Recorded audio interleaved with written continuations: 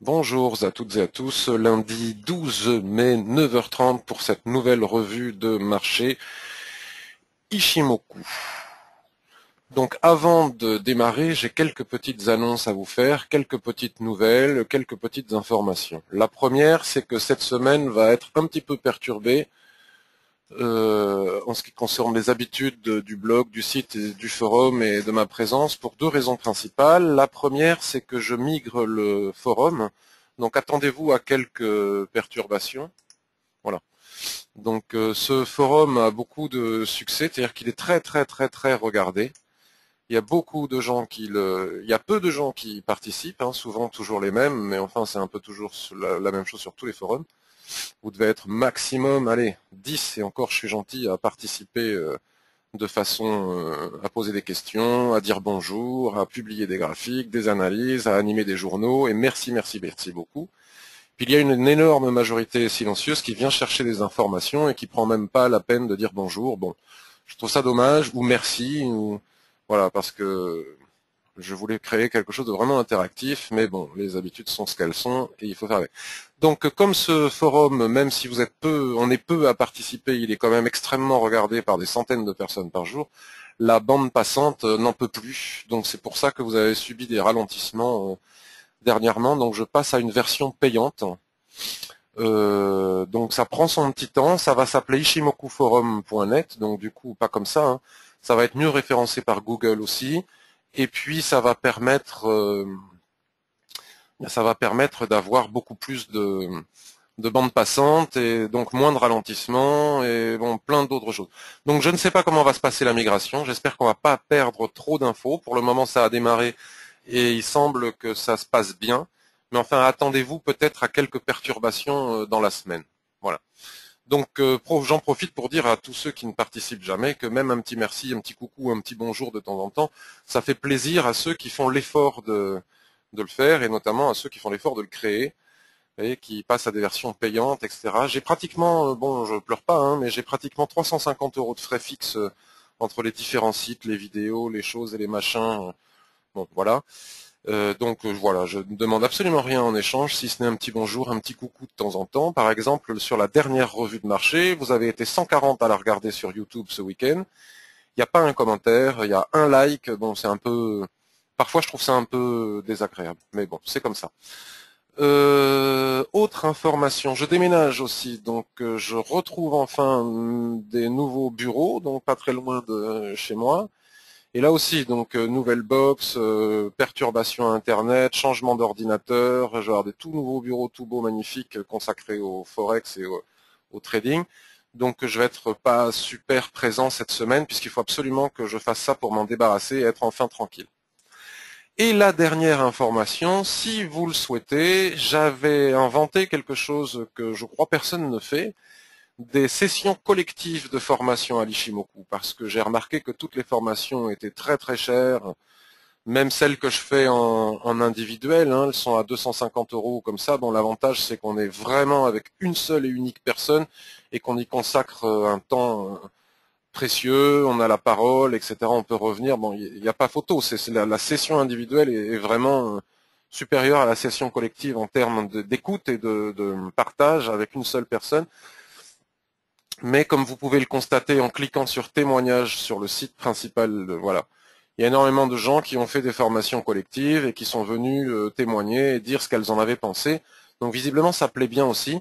Et l'idée était de faire en sorte que n'importe qui, au lieu de perdre de l'argent sur le Forex bêtement et sans arrêt réalimenter son compte comme dans un puits sans fond, pour une somme de 65 € seulement, donc 65 € c'est rien hein, pour le Forex, vous pouvez avoir accès à une formation complète de 3 heures que j'enregistre et que vous pouvez ensuite revoir toutes les fois que vous voulez. Donc la prochaine formation théorique à l'Ishimoku, c'est le mercredi 21 mai, de 19h à 22h. Bon, vous trouverez tout ça sur le blog et puis je le remettrai de toute façon sur les billets suivants. Et puis il y a une session trading live le mardi 27 mai de 9h30 à 12h30. Donc celle-ci, je la fais le soir parce qu'il y a des gens qui travaillent et donc comme ça ils peuvent accéder. Et celle-ci, je la fais le matin parce que l'idée c'est d'ici et maintenant, comme on le fait dans chaque revue de marché face au marché, trouver le moyen d'entrer en position. Donc la grande différence avec une revue de marché, c'est que ça ne prend pas une demi-heure, ça prend 3 heures la formation, et on décortique absolument toutes les possibilités passées, présentes, futures.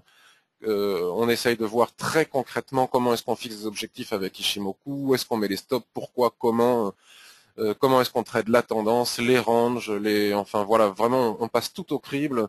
On passe au crible la possibilité de faire du swing trading, de l'intraday, du scalping, bon voilà.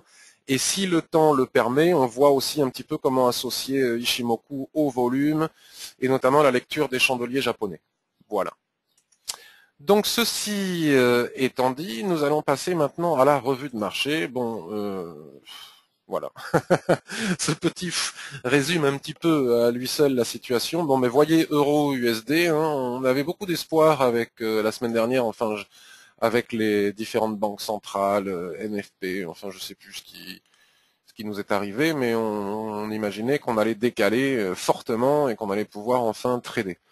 Donc l'euro USD, j'en parle parce que c'est une des paires les plus tradées, me semble intradable ici et maintenant à l'heure actuelle selon Ishimoku. Bon. Nous n'avons pas réussi à casser les résistances que l'on avait identifiées hein, de 1,39. Vous voyez, en weekly, on a fait une mèche jusqu'à 1,40 et puis on est redescendu en clôture hein, jusqu'à sous les 1,39 avec la BCE. Voilà, c'est Mario Draghi qui, voilà, le marché pense qu'ils vont baisser les taux au mois de juin d'intérêt. Bon, et ça a fait un petit peu baisser l'euro, mais donc en intraday c'est beaucoup, mais si on prend la tendance, c'est rien du tout, quoi. Ce n'est qu'un petit essoufflement. Il n'en empêche pas moins que la tendance n'arrive pas à progresser depuis qu'elle est sur ces niveaux de résistance majeurs que l'on a identifiés sur le weekly et sur le mensuel. Vous voyez, là on est sur le mensuel. Voilà. La Kshinku repasse à nouveau sous la SSB et les prix n'arrivent pas à casser cette importantissime résistance qu'il faut casser pour pouvoir aller viser les 1,42. Donc on avait un plan de trading la semaine dernière en cas de cassure, bon mais là il est remis en question pour le moment. Donc maintenant j'ai passé du weekly au daily. Donc sur le daily on voit bien qu'il n'y a rien à faire. Selon Ishimoku, il n'est pas impossible, il est même probable qu'on atteigne le bas de la SSB ici, hein, à 1,3720. Donc bon, nous ici on cherche des signaux à partir du H4, donc on ne va pas entrer pour aller chercher un 3720. Voilà. Et encore faut-il que Shinku arrive à passer au travers des chandeliers. À mon avis, on devrait aller chercher les 1,3720. Après quoi, je ne sais pas, puisque Shinku va être bloqué par la trend, et comme on l'a vu, tout fait support à Shinku. Bon, et on a encore une zone de résistance jusqu'à 1,36. Voilà. Donc c'est un peu compliqué de rentrer sur l'euro USD en ce moment. Enfin, en tout cas, moi, c'est pas mon plan. En tout cas, en ce lundi matin. Ce que l'on peut voir, par contre, c'est qu'après avoir cassé cette droite ici sur le daily, hein, qui n'est pas la droite de tendance principale, comme on a pu le voir sur le weekly, qui se trouve en dessous, voilà, on est en train de faire un pullback extrêmement classique, c'est-à-dire qu'on casse un support, et là, la probabilité d'aller retester la droite ici, qui correspondrait à toutes ces zones de l'Ishimoku que je suis en train de montrer avec ma souris, est importante. Donc il n'est pas impossible qu'on remonte jusqu'à un 37, 95, un 38 pour s'appuyer à nouveau là-dessus et venir rechercher. À ce moment-là, ça pourrait devenir intéressant d'aller chercher la droite ici en bas. Donc à ce moment-là, on affine sur le H4. Voilà. Donc le H4, vous voyez que pour repartir à la hausse, il y a vraiment beaucoup de choses à franchir, qu'on a un signal qui a été donné sur le H4, mais le H4 donne un signal à condition qu'il n'y ait pas de barrière ensuite sur le daily et le weekly, ce qui n'est pas le cas. On peut voir que le RSI est en train de faire un double bottom là, sur sa ligne de survente. Et donc il est fort probable qu'il revienne tester la ligne de neutralité ici, dans RSI 21, ce qui correspondrait à la droite, voire même au nuage. Donc on avisera à ce moment-là. Donc là, en très court terme, hein, ceux qui tradent en très court terme, il y a des possibilités. Hein, on peut trader la remontée jusqu'à la traîne. Mais enfin, c'est pas. Je préfère chercher des points bas maintenant, enfin pour vendre. Enfin, selon moi, il n'y a rien à faire pour le moment sur l'euro USD. Alors GBP USD pourrait être un petit peu plus intéressant. Donc GBP USD, c'est pareil, hein, il est confronté à des niveaux de résistance majeurs sur le mensuel que l'on a vu maintes fois lors des revues de marché précédentes, donc on ne va pas y retourner. GBP USD, il se porte bien, hein, il est encore très haussier, malgré l'étoile que l'on a fait ici, l'étoile filante que l'on a fait en clôture, ce qui n'est pas du tout un bon signe, hein, c'est un signal de retournement selon les chandeliers japonais, mais enfin si on venait à repasser au-dessus, le signal serait momentanément invalidé. Donc c'est encore une fois, on est un peu en porte-à-faux. Donc là, il est probable qu'on revienne chercher les 1,6740. Donc là, il y aurait des pipes à prendre, vous voyez, les 1,6740, qui est ce niveau de support ici, hyper important, avec Tenkan juste en dessous, en soutien. Si la Tenkan casse, si et seulement si la Tenkan casse, on viendra chercher forcément le niveau de... En plus, c'est hyper facile, puisqu'il y a des niveaux de support et résistance horizontaux, en plus des obliques. On viendra chercher ici... ce niveau de support horizontal, vous voyez, au niveau des prix, on peut s'arrêter entre Tenkan et les prix ici. On voit bien que ça a été un niveau très important. Regardez le temps qu'il a fallu et la quantité de mèches qu'il a fallu pour que le marché réussisse à casser ce niveau avec ce chandelier, avec ce marabout. Et encore, c'est pas parti en flèche puisque nous avons ici aussi des niveaux de résistance majeurs, très visibles sur le mensuel. On n'a fait que ça, les regarder les semaines précédentes. Donc voilà. Donc, si on réintègre ce drapeau là, ce canal, ce petit canal, il est probable qu'on revienne chercher par le haut les 1,7050. Si on casse Tenkan, il est probable qu'on vienne chercher les 1,6538. Voilà. Entre-temps, il y a des niveaux intermédiaires. Donc à ce moment-là, on passe sur le daily et on voit que c'est assez sympa parce que sur le daily, on est bien sur ce petit canal parfaitement bien identifié, vous voyez, qui ne casse pas, d'accord?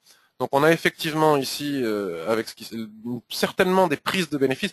Le vendredi, il faut se méfier quand on a l'impression que le marché se retourne, puisqu'il est aussi possible qu'on assiste à des prises de bénéfices pour finalement remonter. Donc bon, là, il n'y a pas d'augmentation des volumes. En tout cas, tant qu'on reste dans ce canal, si on repasse au-dessus de Tenkan ici, c'est-à-dire au-dessus des 1,69, on peut prendre un long pour viser les 1,7050. Voilà. C'est ce que je pense. Donc là, nous aurions un premier signal. Donc je le note. GBP USD, nous avons un plan de trading en cas de cassure de Tenkan, c'est-à-dire au niveau des 1,69.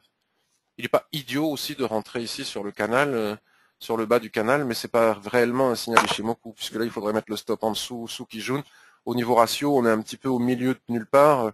Il aurait été préférable si Kijun avait été plus haute, on aurait pu mettre un stop dessous, mais là, moi je pense qu'il est préférable d'attendre la cassure de Tenkan. Voilà. Surtout un lundi comme ça, où on ne sait pas trop ce qui va se passer par rapport à la semaine dernière.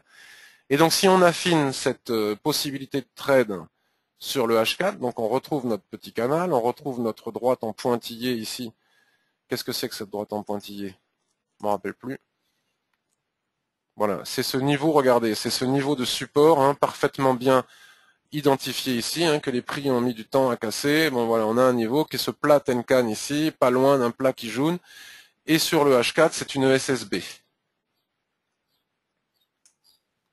Voilà, sur le H4, c'est une SSB dans l'alignement d'une Kijun plate, donc c'est un support extrêmement important. Donc c'est facile. Là, on a une configuration beaucoup plus facile selon moi que sur l'euro USD. Si on casse cette droite, il faudra se méfier. Un tant que Shinku n'est pas sorti, c'est pas facile. Mais si on casse cette droite en intraday, ici, vous voyez, si on casse les 1,6840, on peut venir chercher les 1,6810. Donc ça, on le fera en M15, hein, on basculera sur le M15, on aura nos niveaux et le M15 nous donnera la possibilité de venir chercher 30 pips ici. Bon, moi, c'est pas ce que je recherche. Donc tant que Shinku n'est pas passé sous la trend, je ne me précipite pas. Mais enfin, s'il n'y avait pas Shinku, le filtre du système, ce que n'ont pas les autres, mais il ne faut pas l'ignorer parce qu'il est très très très très pertinent et il nous empêche très souvent de perdre des trades de ce genre, par exemple. Si on casse ici, on peut venir chercher les 1,6750, mais il faudra d'abord bien s'assurer que Shinku réussisse à passer par le nuage très faible ici et par la trend, ce qui n'est jamais gagné d'avance, jamais. Donc ça, il faut vraiment bien le... De la même manière qu'ici, nous avons Kijun qui correspond à la Tenkan Daily qu'on a repéré à 1,6912. Vous voyez, la Tenkan Daily est juste en dessous. Donc, il faut casser les 1,6915. Si on casse les 1,6915, on a une probabilité de signal pour aller chercher les 1,70. Il faudra voir ce que fait Shinku. Elle sera un peu empêtrée dans les prix, mais enfin, on verra à ce moment-là. Donc, ça, c'est un plan de trading. Là, pour le moment, on est au milieu de nulle part, on fait rien. Il n'est pas débile d'acheter ici, hein, puisque le nuage... et pile poil sur la trend, malgré les obstacles que l'on a ici, donc on peut déjà viser. Moi, je ne le fais pas parce que je vais attendre de casser Mais je trouve pas, quand on a une configuration de ce genre, on peut faire des impasses par rapport à l'Ishimoku. On est sur un plat SSB qui est pile poil sur la traîne. Donc c'est pas stupide d'acheter ici. Bon là, sauf que maintenant on est déjà monté de... Vous voyez, on aurait acheté un 68-40, on serait déjà un 68-10, on pourrait éventuellement mettre le stop à 0 et puis on laisse courir. Quand on a ce genre de configuration, un plat SSB comme ça qui est pile poil sur une trend, qui est bien matérialisé et qui joue bien son rôle de support, c'est pas idiot que d'acheter sur ces zones. Bon, moi je vais attendre de casser ici. Donc on a un plan de trading, soit à l'achat ici, on verra à ce moment-là, soit à la vente ici ou ici, on verra à ce moment-là, soit pour quelques pips si ça casse ici, jusque-là, soit pour beaucoup plus jusqu'ici. Donc voilà, GBP USD à retenir. J'ai noté aussi de faire une petite analyse de l'AUD USD, puisque j'ai vu pas mal de gens s'y casser les dents à l'achat. Hein. En tout cas, pas mal de gens sont à l'achat depuis 0,92 et quelques, donc ça c'est génial, hein, bravo à eux, puisqu'on est à 0,9375. Soit ils ont pris des bénéfices, soit c'était super, même s'il n'y avait pas de signal Ishimoku pour le faire selon moi. Là, ici et maintenant, on peut considérer que les prix ici, en ayant cassé le nuage et en traînant Shinku au-dessus du nuage, on a plus ou moins un signal de l'Ishimoku pour acheter. Vous voyez, on aurait pu acheter ici. Sauf que selon moi, on n'achète jamais tant qu'on a encore des résistances et qui ont parfaitement bien joué son rôle. Les gens qui sont cassés ici, qui ont acheté ici, se sont fait un petit peu peur. Quoi. Le temps que ce drapeau, qu'on sorte du drapeau, vous voyez, c'est quand même bien fait. Hop, cassure, drapeau, cassure, drapeau. Alors voilà, là j'ai mis un point d'interrogation, puisque il semblerait que le marché ait envie de nouveau casser par ici. Bon, cependant, c'est pour ça que je mets un point d'interrogation, on ne peut jamais ignorer les droites en extension de l'Ishimoku. Enfin, il ne faut pas les ignorer. Donc tant qu'on ne casse pas les 0,94, on va dire, bon, c'est compliqué, quoi. On va pas rentrer là à 0,93, même si on casse à 11 heures en clôture, on va pas rentrer sous cette droite, ce serait ballot, qui a fait déjà résistance ici, vous voyez. Donc il faut attendre de casser les 0,94 pour aller chercher les niveaux Fibonacci qu'on a identifiés la semaine dernière. Donc si on casse les 0,94, on pourrait avoir un signal nous conduisant vers 0,95. Donc pour affiner, pour voir si tout cela est possible, on bascule sur le daily. Voilà. Donc tous ces traits là, il ne faut plus en tenir compte, ils sont très utiles. Voilà. On voit bien que déjà il faut casser les 0,9370 hein, qui font résistance sur le daily depuis belle lurette, hein, ici, ici, ici, ici. Donc ce n'est pas approprié que d'acheter maintenant, puisqu'on pourrait monter, vous voyez, c'est exactement l'alerte, la mise en garde que je viens de faire. On a fait des mèches en séance, en H4, mais le niveau qu'on vient d'identifier sur le 4 heures, on retrouve toujours les niveaux, hein, regardez, Platencan ici, ne casse pas, hein, vous voyez, on fait des mèches, ça casse pas. Donc il faut bien attendre, selon moi, d'attendre les 0,94, de casser les 0,94 pour aller chercher les 0,95. Shinku n'a pas d'obstacle. On aura une résistance intermédiaire à 0,9421. Donc bon, ceci dit, moi je pense que si on casse les 0,94, on peut y aller. Et on se méfiera de ce niveau. Si vraiment, une fois atteint ce niveau, on repasse sous cette droite, on sort. Quoi. Là, il ne faut plus prendre de risques. Hein. Ça veut dire que ça ne passera pas. Sur le weekly, c'est un peu... on a toujours le même problème. C'est-à-dire que Shinku, vous voyez, les gens qui achètent ne veulent pas trop croire Ishimoku, parfois. Pourtant, Ishimoku, il faut le croire. On ne sait jamais, ça peut casser, mais ça peut ne pas casser. Donc vous savez que moi, ma méthode, ma technique, c'est de rechercher des trades à forte probabilité de succès. Quand j'ai une Shinku sous Sakijun, hein, qui est restée sous Sakijun toute la semaine dernière, je ne peux pas dire que j'ai une forte probabilité de succès, donc je n'y vais pas. Donc la Shinku ne casse toujours pas vraiment sa Kijun, elle l'a pas cassée d'ailleurs, puisqu'il faut attendre vendredi, et elle est toujours sous les prix. Et après, il y a Tenkan sur le chemin ici. Vous voyez, et Tenkan, quand Shinku est venu cogner ici au niveau de Tenkan, ça correspond à ces mèches ici, vous voyez, ça n'est pas passé. Et après, il y a le nuage encore pour atteindre les 0,95. Donc, autant dire qu'au niveau probabilité, c'est pas gagné. Voilà. Donc, il y a des possibilités. Après, chacun fait ce qu'il veut. Moi, je pense que je n'irai pas. Pour les raisons que je viens d'indiquer. Puisque je suis frileux, je préfère ne pas trader que de trader avec des trades où la probabilité... Alors après, vous me direz, oui, mais regarde, on y serait allé, oui, d'accord, mais ça peut tout à fait marcher. Hein, c'est pour ça que je fais cette analyse. On peut le faire. On peut le faire, et en séance, c'est-à-dire durant la semaine, il est tout à fait possible de passer au travers des droites de l'Ishimoku ici, puis finalement clôturer dessous avant le week-end, et donc atteindre notre objectif. Mais moi, je ne le ferai pas. En tout cas, pas aujourd'hui. Peut-être que je changerai d'avis demain en fonction de ce que me raconteront les graphiques, mais je ne le ferai pas. Bon, ceci dit, c'est prématuré, puisque tant qu'on ne casse pas les 0,94, voire 0,9425, il n'y a même pas besoin de se poser la question.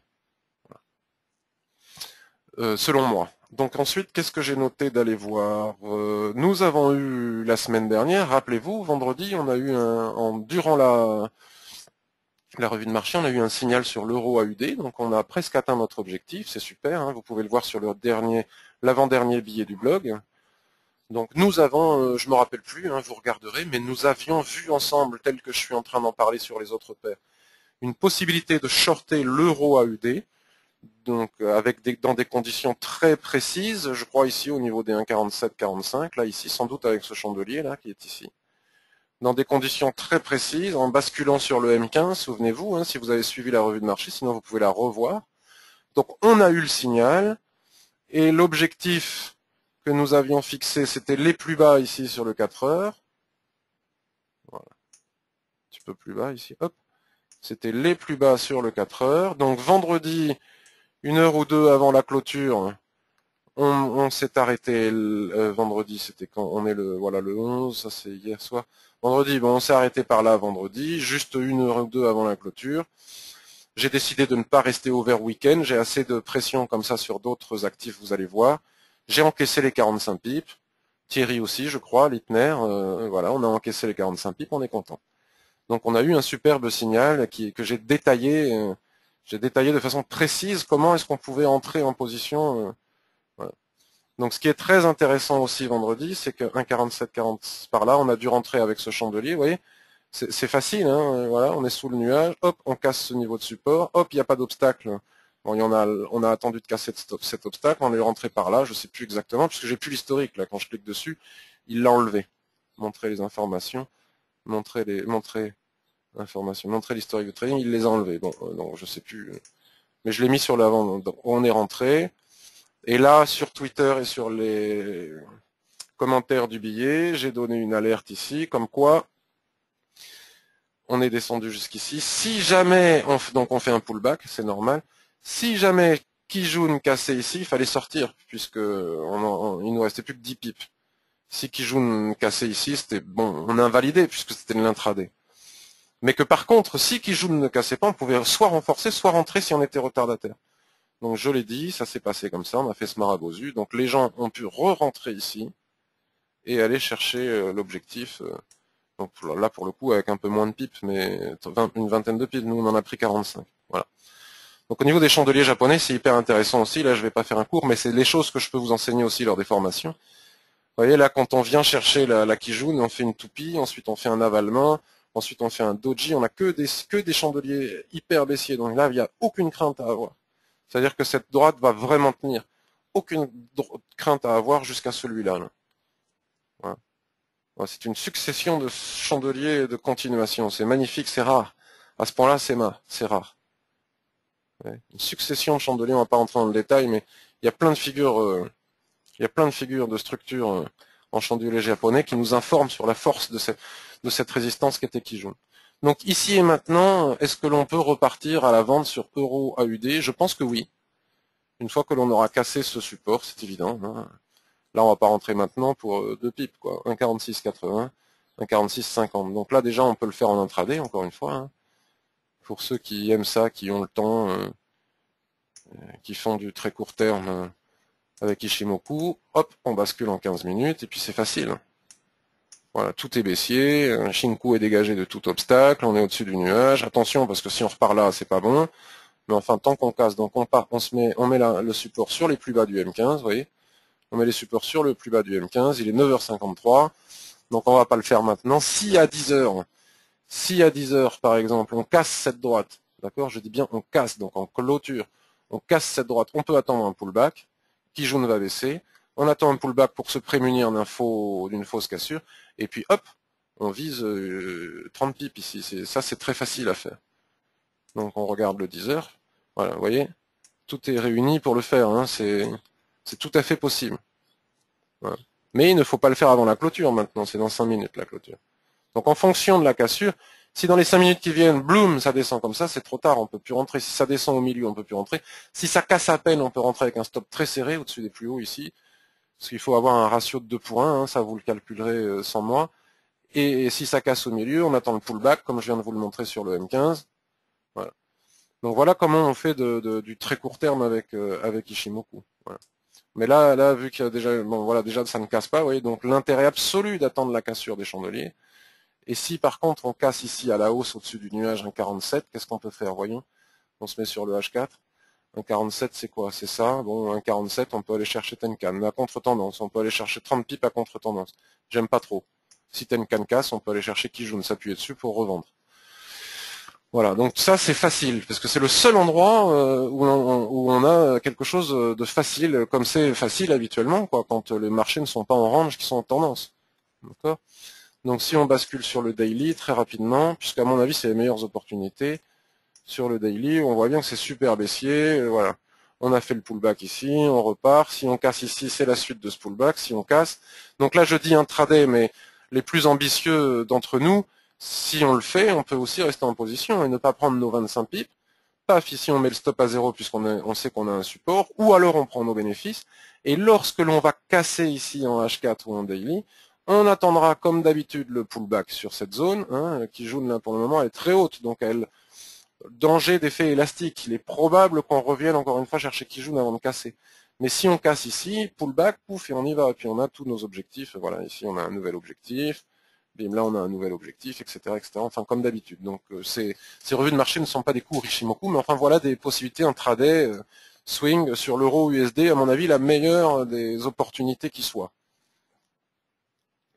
Le RSI 21 est bien baissier. Et qu'est-ce que c'est que cette augmentation de volume? C'est pour casser Kijun, vous voyez, cette incroyable augmentation de volume ici, c'est pour casser Kijun avec un marabozu parfait.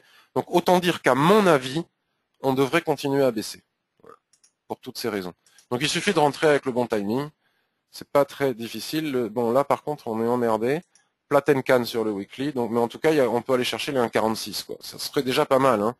Après, il va falloir passer au travers, là, ce qui sera plus compliqué. Donc voilà, possibilité euro-USD. USD Japon, vite fait. USD JPY, où es-tu? ISD JPY, juste pour vous montrer que c'est hyper moche. Et que selon moi, il n'y a rien à faire. Donc là, regardez, c'est au milieu des nuages. Enfin, c'est vraiment moche. On n'arrive même plus à faire des plus hauts dans le range, hein, dans ce range ici. Si on casse ici, hein, souvenez-vous, on attend, hein. Ça finira bien par casser, hein, dans un sens ou dans l'autre. Mais tant que ça ne casse pas, franchement, je pense qu'il il n'est pas pertinent de trader ça. En tout cas, en swing trading, il y a toujours quelque chose à faire. Ishimoku, c'est trader dans les espaces. Donc, s'il y a de l'espace quelque part, même si c'est pour le 15 minutes, on peut y aller sur le 15 minutes. Là, sur le H4, il n'y a pas d'espace. Vous voyez, voilà. Qu'est-ce qui va se passer? J'en sais rien. C'est vilain, on n'arrive même plus, voilà. Tout ça pour vous montrer que c'est vilain. Donc vous connaissez ma théorie que tant que l'USD JPY ne donne pas de signal à la vente ou à l'achat, les autres paires en yens peuvent éventuellement amorcer, mais elles ne feront rien. Vous voyez, ça n'arrive pas à casser à la baisse. Ici, GBP JPY, on a une superbe opportunité. Ça c'est chouette aussi. Vous voyez, vendredi, les gens qui ont acheté ici à 171,50 sont déjà à 50 pips de gain. C'est exactement ce que je vous montrais tout à l'heure avec je ne sais plus quoi. Lorsque l'on a, même s'il y a des obstacles sur l'Ishimoku, lorsque l'on a une droite de tendance comme ça, qui coïncide avec une droite de l'Ishimoku, c'est souvent une très belle opportunité d'entrer en position. Il n'y a jamais de garantie absolue que ça fonctionne, hein. Ça peut ne pas fonctionner. Mais en tout cas, ça permet d'avoir des stops serrés et des superbes ratios. Donc là, regardez, c'est en train de fonctionner. Et je crois que c'était GBP USD l'autre, hein. Là, c'est la SSB, c'est en train de fonctionner. Bon, tout ça, c'est à voir aussi dans... Je ne vais pas vous le montrer ici. En tout cas, le seul problème que l'on ait ici, c'est le fait que ce soit une paire en yens.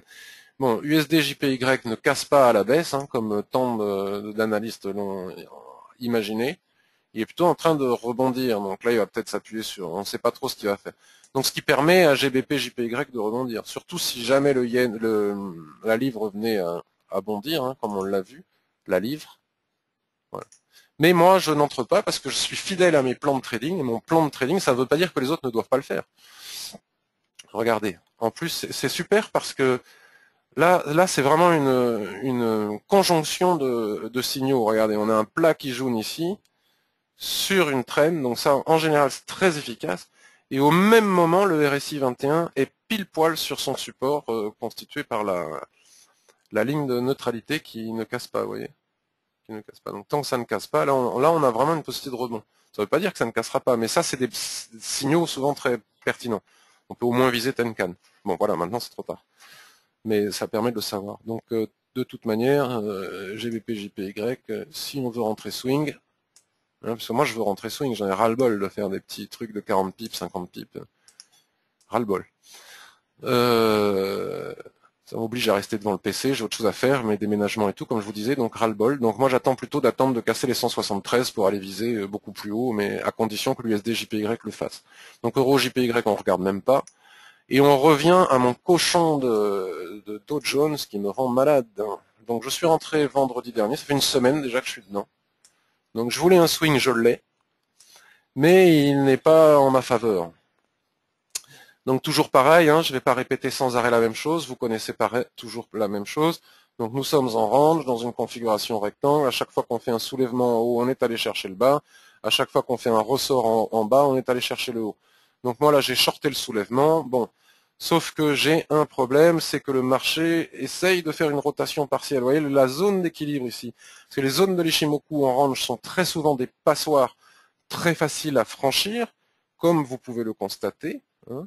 Ce n'est pas une idéologie ou un dogme, c'est factuel, vous pouvez le constater ici. Sauf qu'à un moment donné, on sort des ranges. Donc voilà, c'est pas de chance, quoi. Mais ça ne veut pas dire qu'il ne faut pas les trader. Donc lorsque dans un range comme ça, on fait une rotation partielle comme ici, là je suis en train de voir que j'aurais peut-être dû me méfier et ne pas shorter ici. Voilà, on peut toujours se remettre en question après coup. Lorsqu'on fait une rotation partielle, ça veut dire qu'on n'en est pas réussi. Bon, là on en refait plus ou moins une seconde, je crains que ça casse par le haut. Aussi incroyable que ce soit, aussi hallucinant que cela puisse nous paraître, les indices sont très très hauts et n'ont visiblement pas envie de baisser. Bon, j'ai mon stop, hein, si je me fais sortir, je me fais sortir. Le fait que je perde beaucoup de pips n'est pas un problème puisque la taille du lot que j'ai pris ici est adaptée à la taille de mon stop, donc que je perde 30 pips ou que j'en perde 300, je ne perdrai pas plus, puisque j'adapte, j'ai un bon money management. Donc voilà, j'annonce mes résultats en pips, mais en réalité ça ne veut pas dire grand chose, c'est juste à titre indicatif, puisque je peux finir avec moins 300 pips, c'est pas pour ça que je perdrai beaucoup d'argent, puisque j'ai adapté la... Bon, voilà. Donc tant qu'on ne casse pas le range en clôture daily, il n'y a pas de raison d'avoir très peur, si ce n'est cette rotation partielle qui doit quand même nous mettre la puce à l'oreille. Hein. Et en weekly, c'est pas beau du tout, quoi. En weekly, je me demande même si j'aurais pas dû sortir, puisqu'en weekly, la cassure, elle est réelle. En weekly, on a cassé ce niveau, vous voyez. Bon, alors là, j'ai voulu, parce qu'on essaye toujours, c'est le problème, hein, on essaye toujours, c'est de ça dont on doit se méfier, c'est de nous-mêmes, on essaye toujours de trouver des justifications. Alors parmi les justifications que j'essaye de trouver, je me dis, bon, ça ressemble à un pendu qui n'est pas parfait, mais un pendu au-dessus d'une zone limite, c'est peut-être un signal baissier. Bon, vous voyez, j'essaye de me rassurer. Mais en réalité, c'est pas un beau pendu, hein. Bon, puisqu'il y a une mèche en haut, mais on peut peut-être le considérer. Donc on verra bien, de toute façon, j'y suis, j'y reste. Et comme je ne suis pas toujours très malin, j'ai pris un autre risque avec un actif totalement corrélé. C'est idiot, quoi, parce que si j'en perds un, je perds les deux. C'est vraiment, mais des fois, je me demande encore comment je peux faire ce genre de choses. Mais vous voyez, même avec de l'expérience, on continue à faire des bêtises. Donc j'ai fait exactement la même chose sur le DAX. Je sais plus quand, là, il y a quelques jours. Puisque sur le DAX en H4, on est dans un range parfaitement bien identifié. Ouais. Avec la Kijun qui est au milieu à l'équilibre, on casse dans un sens, on casse dans l'autre. Donc là, ici, on est venu taper le haut. Pas vraiment d'ailleurs, donc ça se justifiait même pas énormément. Mais enfin bon, je me suis emballé, j'ai shorté, j'y suis, j'y reste. Tant que le range ne casse pas de panique. Maintenant, si les indices américains cassent, les indices européens vont casser aussi, c'est quasiment certain. Donc sur le DAX, on a en plus une droite de tendance comme ça, vous voyez, on est dans une zone de consolidation vraiment vilaine, hein, qui se resserre de plus en plus, donc ça va péter. La seule chose que j'espère, c'est que ça pète dans le sens de mes trades, sinon je les perdrai. Bon, comme j'ai gagné plein trois autres trades la semaine dernière, euro AUD, USD, JPY et euro USD, ça compenserait ces pertes, mais c'est pas top. Voilà. Donc là, on n'a pas fait de rotation partielle, hein, a priori, on devrait redescendre. Bon, les chandeliers japonais, ils n'arrivent pas, hein, il y a plus de, les volumes n'arrivent pas à accompagner la hausse. Il y a encore des arguments en ma faveur. Donc là, j'ai été plusieurs fois à plus 160, là j'ai été à moins 80, maintenant je suis à moins 60, on verra. Voilà. En tout cas, ça vous permet, vous, d'avoir les zones. Si on casse, moi j'achète sans hésitation, hein. Je sors de mon short et j'achète. Après pullback, par contre, parce que je vais me méfier de la fausse cassure.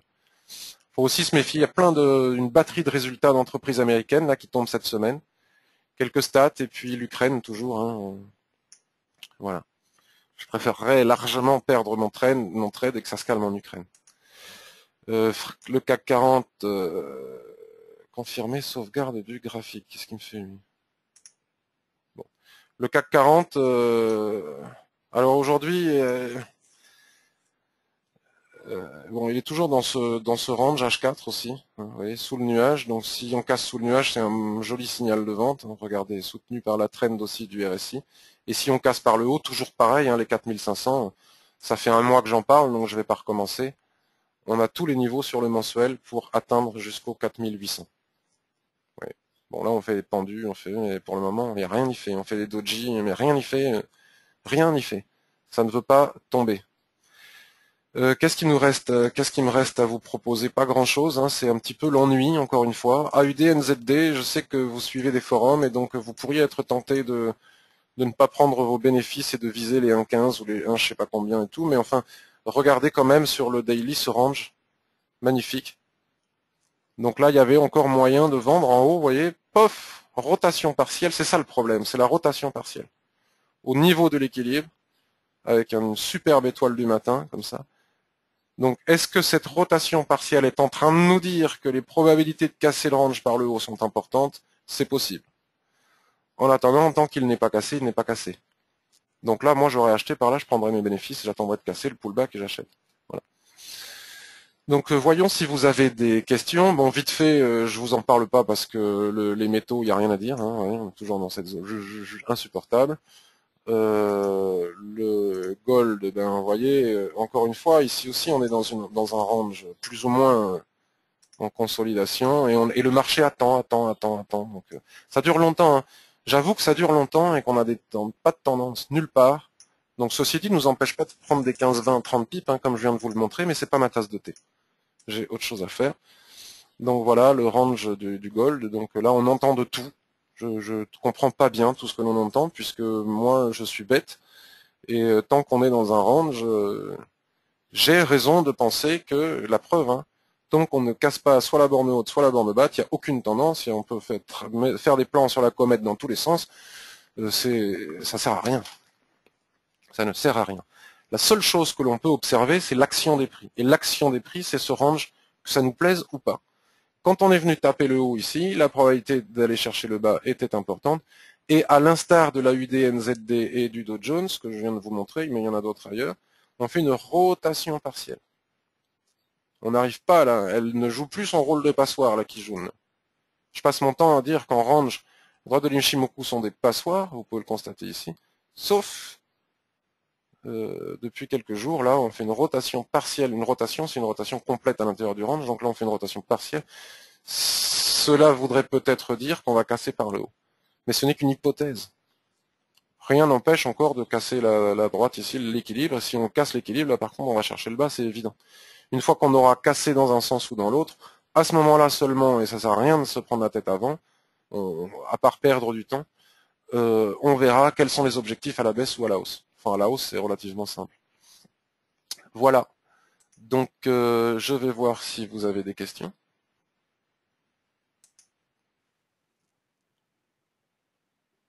Bon. Pas de questions.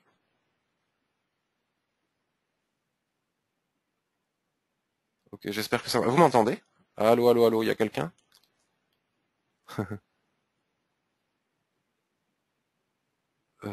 Mince alors, j'ai comme un doute d'un seul coup. Je vois qu'il y a encore des gens. Est-ce que quelqu'un peut me dire si vous m'entendez? Allô, allô, allô, allô. Oui, tout est OK. Super, super, très bien. Le son est bon. Voilà, bon, ben, écoutez, je vous remercie beaucoup d'avoir assisté à cette nouvelle revue de marché en live. Donc, j'espère que vous avez noté les seuils. Je fais un petit récapitulatif. Il y a une opportunité, selon moi, qui n'est pas des meilleures parce qu'il y a encore des obstacles, comme vient de le voir sur le GBP USD. Il y a, selon moi, deux bonnes opportunités sur Euro AUD, sans doute sur GBP AUD aussi, j'ai pas regardé. Des opportunités de trade intraday telles que j'ai pris quelques minutes pour vous les montrer.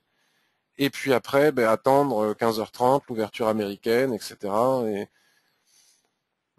il est clair que le jour où on va casser dans un sens ou dans l'autre, on aura des tendances. Mais pour le moment, vous voyez, l'index FXM du dollar, le dollar face à un panier de devises. Bon, c'est assez explicite. Hein, voilà. Si ça casse ici, les autres vont remonter. Donc voilà, selon moi, Euro AUD est une des meilleures opportunités pour du court terme. Vous voyez, 10 heures, ça n'a pas cassé. D'où l'intérêt, vous voyez, là, il y a des gens qui ont dû shorter. Là. Finalement, là, maintenant, ils ont peur. Voilà. Donc, je sais pas quoi dire de plus, si ce n'est vous souhaiter une excellente journée. Voilà, être patient si jamais le forum déconne un petit peu, c'est parce que je suis en train de passer sur la version payante. Et puis, j'espère que vous allez faire de très bons trades cette semaine et qu'on va en faire ensemble de très bons. Soyons patients. Excellente journée à tous.